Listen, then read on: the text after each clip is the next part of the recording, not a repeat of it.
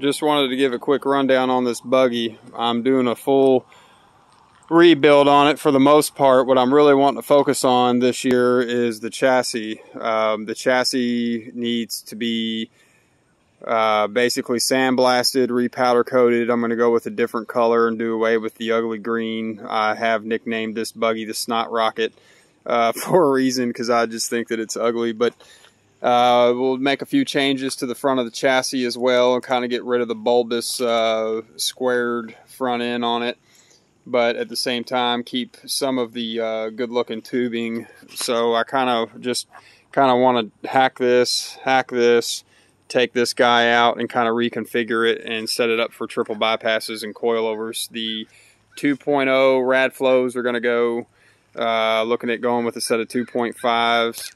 Same thing in the rear. The rear of this buggy is going to get reconfigured as well. I really want to update this thing to trailing arms. Those of you that keep up with rock bouncing as a sport, or even just as a hobby, whether you can afford it or not, it's ridiculously expensive regardless of what kind of money you make. But so these things are going to be deleted. More than likely we'll end up doing some shock hoops right in through here, try to get those on the inside of the chassis and get a trailing arm configured in here somehow. But anyway, don't mean to have mush mouth. Didn't really prepare for this, but just trying to do the best I can. So you can see the back side of the Atlas in here. It's got a 2-speed Atlas that's solid mounted on the back side, and the front yoke is also solid mounted. It's got the advanced adapters kit and the advanced adapters solid mount for the 350 turbo that it's got. We were having some issues with this chassis twisting and cracking tail housings on the transmission, so we ended up adding some bars in here just to kind of stiffen everything up. So a lot of these welds are going to get cleaned up, and just really looking forward to getting this thing back up to par for 2022. But it's currently sitting on 99% tread, 44-inch boggers. They are the stickies, and courtesy of Scott Goforth.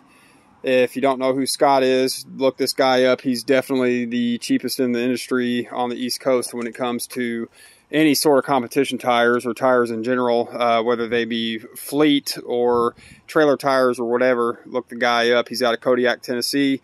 Also wanted to shout out to Scott Morris at Sunfire Off-Road out of Summit, Indiana. If you aren't familiar with him, look him up as well. He is the go-to fab guy and parts dealer for multiple major companies such as Yukon, RCV, Radflow.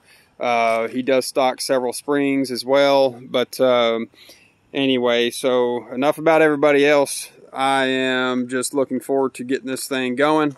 This is the second time I've owned it. I just recently picked it back up off of a gentleman out of Ashland, Kentucky. And basically, again, what I'm kind of wanting to do is just rehab the chassis. So we'll see how this situation turns out.